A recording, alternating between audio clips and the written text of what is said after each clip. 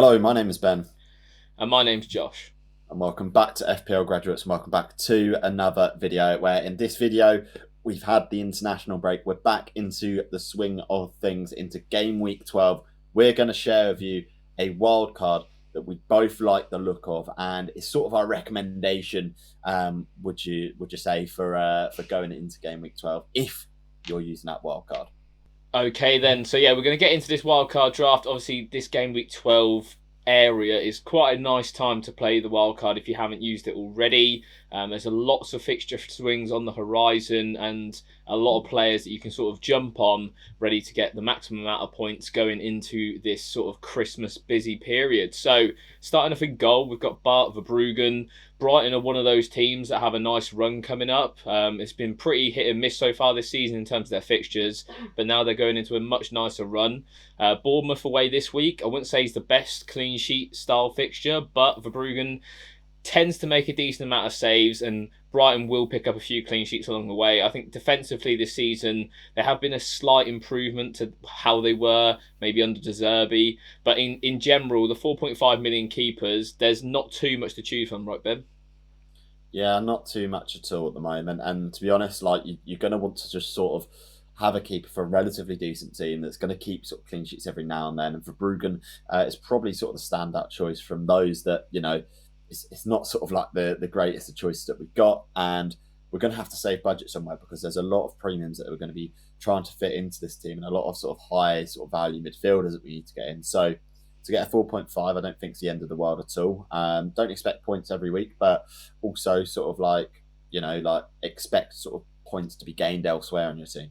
Yeah, definitely. Another option here you could have is Sanchez, of course, from Chelsea. He's a little bit more expensive, I think, at 4.7 million, but does provide decent value to get into that Chelsea defence where there's not too many nailed options at the moment. I just want to point out the guy on the bench as well in goal, Cahill. He's currently the cheapest goalkeeper in the game at 3.9 million. So if you are building a wild card, he's the go-to guy to have on your bench for a bit of fodder just to save that zero point 0.1 million as well. Going into the defence, we've got Virgil van Dijk at first. Obviously, Southampton away this week is a really nice fixture for them. You could argue that maybe Trent could go in here, but obviously he's still sort of pending coming back from that injury that he sustained before the international break. With Van Dijk, though, you're going to get nailedness. He's going to play every single game in this tricky period that's coming up in terms of Champions League, EFL Cup, Premier League, and he does carry that aerial threat from set pieces as well, which we've seen many times in his career so far at Liverpool. So for me, he's a decent option, and also structure-wise allows you to move to any other £6 million defender that you may wish, like Vardiol, like Gabriel, for their fixture run that's coming up. Nuri's up next. Obviously, he is one yellow card away from suspension, so just bear that in mind if you do choose him. You're going to need some depth in that bench. But Fulham away is a decent fixture, and also Wolves have nice fixtures now for a sustained period of time. Good attacking threat. There's nothing not to like with him at the moment. And Lewis Hall, similar sort of vibe. Good, decent, say, assist threat. The goal threat's not really there with him. But West Ham at home this week, and Newcastle have a couple of good games. He's just, in general, obviously a lot of managers had him at the start of the season. Didn't really perform too well, but we've seen him sort of get picked a bit more consistent in that Newcastle team. And yeah, looking like a decent option. What's your thoughts on that defence, Ben? Yeah, I mean the key is squad structure here. Like you want to be able to move about your defensive assets quite freely, and Van Dijk enables that. Don't get sort of caught in the trap of going really really cheap on your defense and not having that option there in case a Gvardiol, a Gabriel, a Van Dijk, etc. pops up. I think you could have any one of those three, and you could sort of expect to have a similar outcome in terms of points total. It just depends on which defence you trust more and which sort of player you trust to get more attacking returns. All three have their merits and benefits, and then the other two players. It's defences of teams which their underlying numbers are improving as the season continues and the season goes on. It's crucial to look at that because if the underlying numbers improve and the fixtures then improve, obviously you're going to be in with more of a chance of keeping a clean sheet. And of course, with the attacking threat and the attacking potential there, it's always worth having those guys in. Okay, so moving on into the midfield, and we'll touch upon the two most crucial players, I believe, in a wild card so far, and that is Cole Palmer and Mohamed Salah.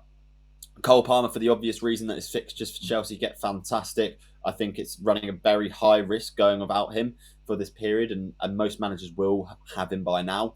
So the fact that he's got, such good fixtures, no chance of rotation for him because he's got no European commitments either with Chelsea, which is fantastic, at least not until the new year, which is really good to see.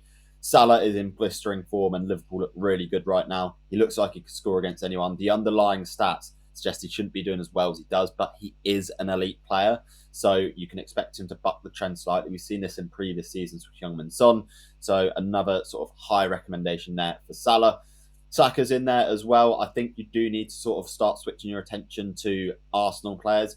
In terms of the fixtures they've got coming up, on the fixture difficulty rating, it's looking really good over the sort of next 6 or 7 game weeks. So definitely considering one, if not two, Arsenal assets for this run. Hopefully they can shore up the defence a little bit more. Let's see what happens with them. And then Bruno Fernandes is an interesting one. A little bit of a wild card pick because his form looks to be picking up. And under the new manager, I know Josh will sort of touch on it a little bit more on what you can expect from him. But Bruno Fernandes is always going to be sort of a relative talismanic figure in that United team. Josh, what's the thoughts there on the midfield? Yeah, you covered it off really well with those midfield assets. Cole Palmer in particular, I think is as close to essential as possible going into this run. Looking at the captaincy in the next 7 game weeks, I'd be looking to captain him in the next 6 out of the 7 of those weeks. I think it's just Tottenham away that I wouldn't.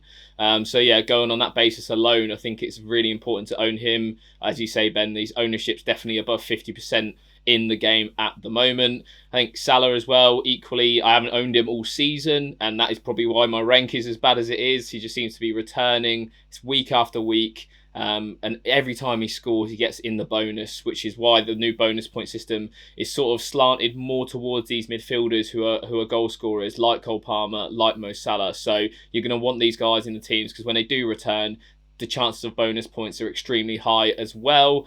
Bukayo Saka, for me, I don't think he's a necessity. I think it just allows you that freedom to go for pretty much any midfielder in the game.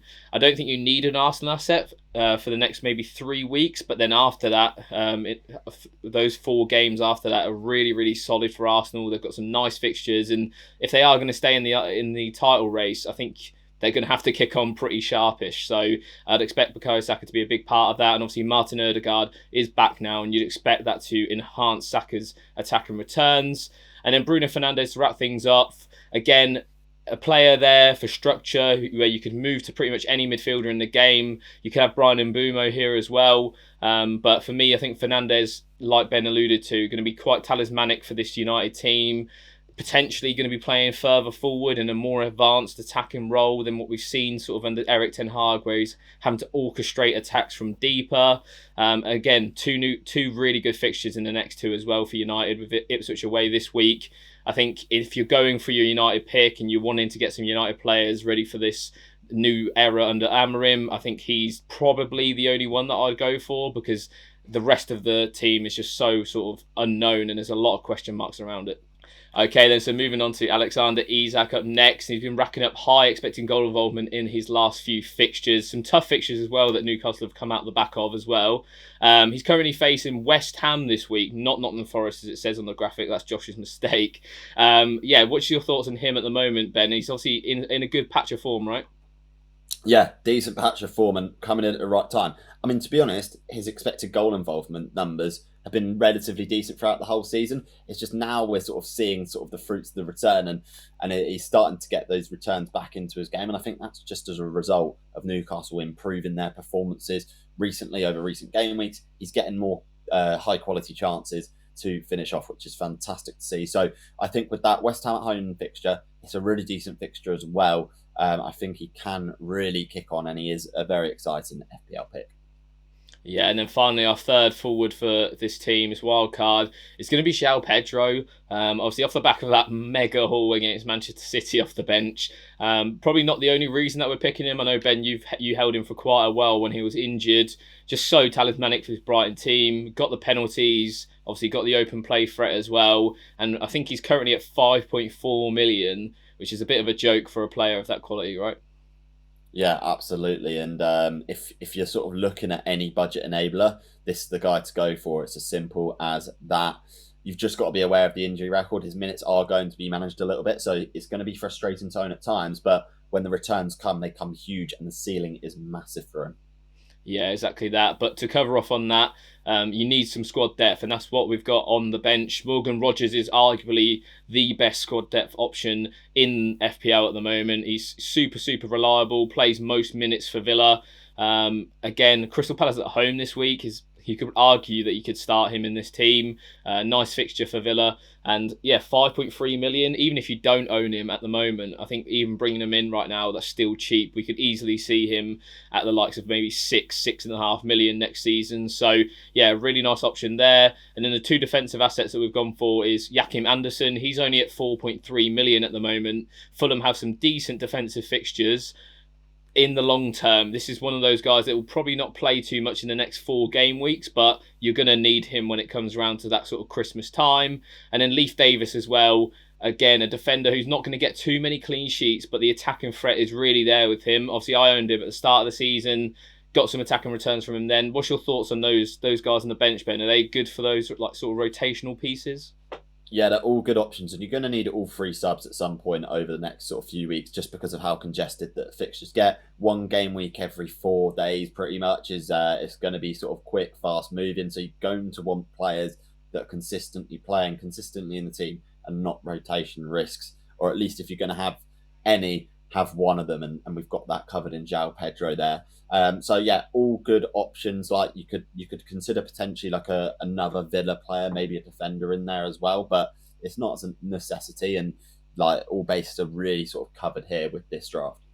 Yeah, one basis that isn't covered though is Erling Haaland, 15.4 million, I do believe, maybe 15.3 at the time this video comes out. He's a big anomaly in this team. Obviously, a lot of managers selling him at the moment. What's your thoughts on him, Ben? Obviously, the fixtures are getting tougher for City, but he seems to be scoring goals in the internationals, right? Yeah, 5 goal involvements in 2 games over the international break. The quality is still there. A lot of managers sort of doubting it, and to be honest, off the back of sort of the international breaks really come at the right time for Manchester City, and yeah. we can't forget as FPL managers that Haaland is fixture proof. So with any draft that you build here, have a contingency plan on who you're going to sell if Erling Haaland starts popping in a few goals, because once he starts getting going again, we know what he's like. He'll score in spades, and he'll score sort of quite consistently. Once he gets a couple, they'll all start coming in. So basically just make sure you have a contingency plan for getting him in, because obviously with this draft, the only downside is there's a couple of cheaper options in there. So you've got almost no choice but to go without Alexander Isak if Haaland starts doing really well, and then sacrificing maybe a Bruno Fernandes for another midfield enabler, etc. So yeah, it's definitely one to bear in mind, because myself, I've not wildcarded this week, still got the wildcard in hand.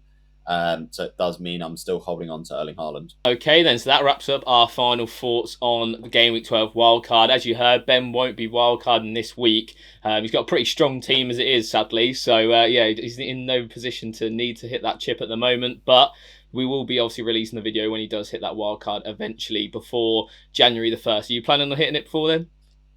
Well, could I go a season without hitting a wildcard potentially? But we'll have to wait and see. I'm sure, the next 3 or 4 game weeks, I'll probably end up hitting it, just to sort of get it out of the way and done with. But let's wait and see on that. Do you want to wrap up? Yeah. Okay, so that wraps up this video, Wildcard 12 Draft. If you enjoyed the video, make sure to give it a thumbs up. And as usual, I've been Ben.